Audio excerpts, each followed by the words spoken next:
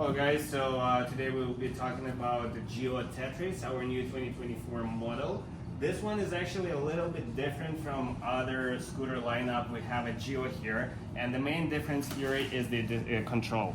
So usually the scooters we have, they're like a motorcycle control, so you have a twist throttle with the brake levers.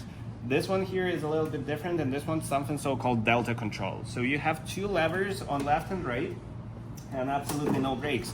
So what the delta control does is that if you press it on the right, it's going to move forward. If you press it on the left, it's going to move backward.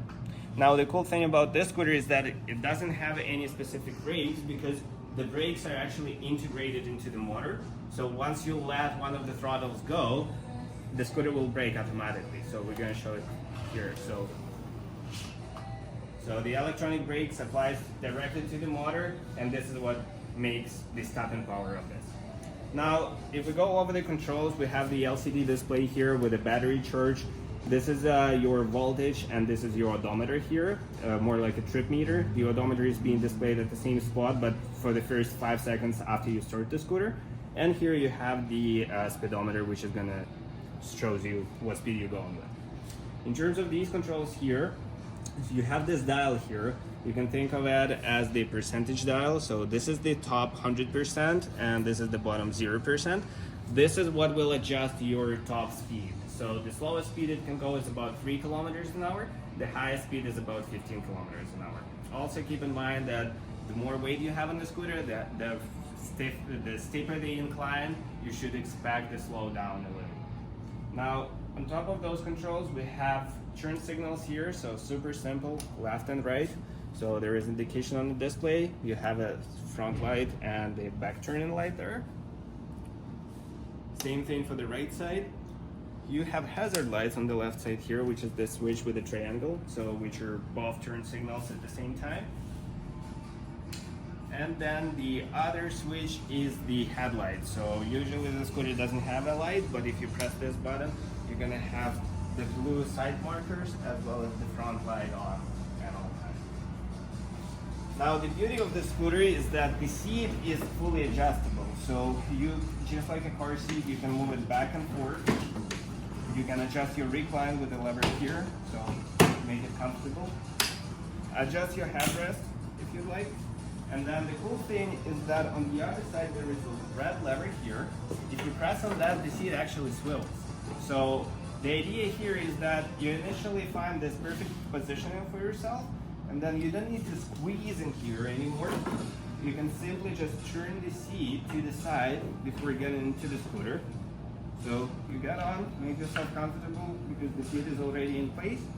Then turn the lever, push yourself into the spot, and you're ready to go. Now the other thing is that you have a basket at the front for little stuff, as well as the basket in the back here. To open the basket, you will need to use the second set of keys. So there's a lot of stuff, but we're gonna go over everything. So 2 big keys are for the ignition, 2 smaller keys are for the basket in the back, 2 of the same fobs, they are for the alarm, just like all the other scooters, and this one is the multimedia. So the scooter comes with the stickers, we'll cover that in a second. So to show you the basket here, use the smaller key. There is plenty of space here for like little groceries and stuff like that. There is also space at the front and little cup holder like space here, so you can put your keys, wallet, phone, etc.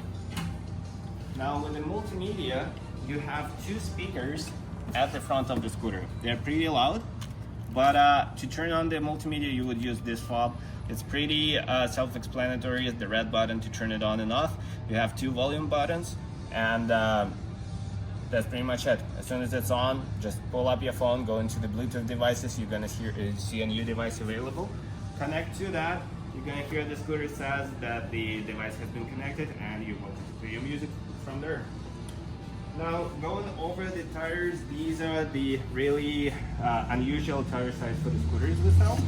So they are a little bit wider, but they are still tubeless. So the profile of the tires is pretty high, so that's going to absorb a lot of bumps. And on top of that, you have a shock absorber on each wheel, so the ride is really comfortable.